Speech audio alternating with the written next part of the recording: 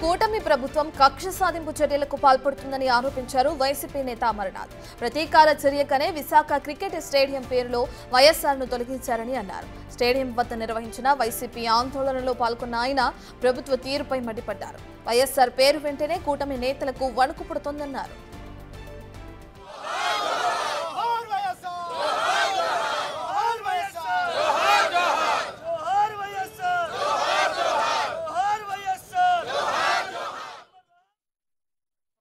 ఆధీనంలో లేకపోయినా Andhra cricket association ఆధ్వర్యంలో బీసీసీ ఆధ్వర్యంలో ఉన్నటువంటి ఇంటర్నేషనల్ స్టేడియంకి మీరు చూస్తే ఆ ఇంటర్నేషనల్ టికెట్స్ కూడా ఏదైతే టికెట్స్ ఇష్యూ చేసినప్పుడు కానీ లేదా మొన్న రీసెంట్గా రేపు 24న జరగబోతున్నటువంటి ఐపీఎల్ మ్యాచెస్లో సంబంధించినటువంటి టికెట్లు ఇష్యూ చేసినప్పుడు కానీ దాని మీద కూడా వైఎస్ఆర్ స్టేడియం అనే మెన్షన్ చేశారు.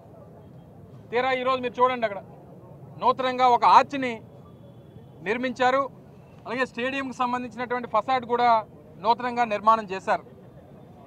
ఈ గేటు కూడా పూర్వం నుంచి ఆర్వీవీకే ప్రసాద్ గారి పేరిట మెయిన్ ఎంట్రన్స్ గేట్గా దానికి నామకరణం ఉంది.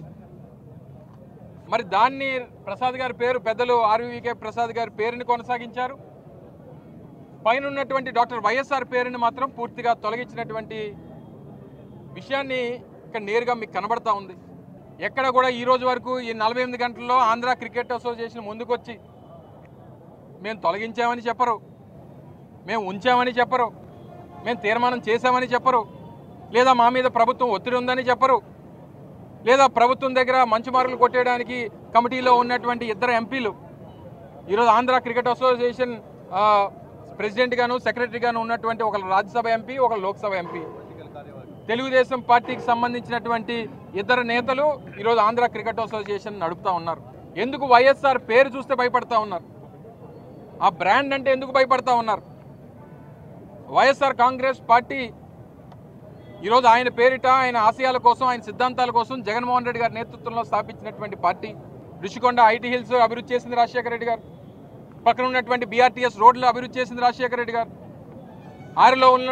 ఆరిలోలో ఉన్నటువంటి హెల్త్ సిటీ అభివృద్ధి చేసింది రాజశేఖర రెడ్డి గారు. అసలు ఈరోజు మా మేయర్గా గ్రేటర్ విశాఖ మున్సిపల్ కార్పొరేషన్ అనేటువంటిది ఈరోజు అంతర్జాతీయ స్థాయిలో అతిపెద్ద మున్సిపల్ కార్పొరేషన్గా ఈరోజు ఆంధ్రప్రదేశ్ రాష్ట్రంలో ఈరోజు అవతరించిందనంటే ఆ రోజు జీవీఎంసీగా దాన్ని అవతరించినటువంటి దానికి సహకరించింది రాజశేఖర రెడ్డి గారు. బిహెచ్పివి లాంటి ప్లాంట్లని విశాఖపట్నంలో ఆ రోజు ప్రైవేటైజ్ అయిపోయి అట్లా అమ్మేద్దామని చెప్పి చూసినటువంటి ఆ రోజు ఉన్నటువంటి ప్రభుత్వాన్ని ఆపి దాన్ని కాపాడి బిహెచ్ఎల్లో విలీనం చేసింది రాజశేఖర రెడ్డి గారు. షిప్యార్డ్ని కాపాడింది రాజశేఖర రెడ్డి గారు.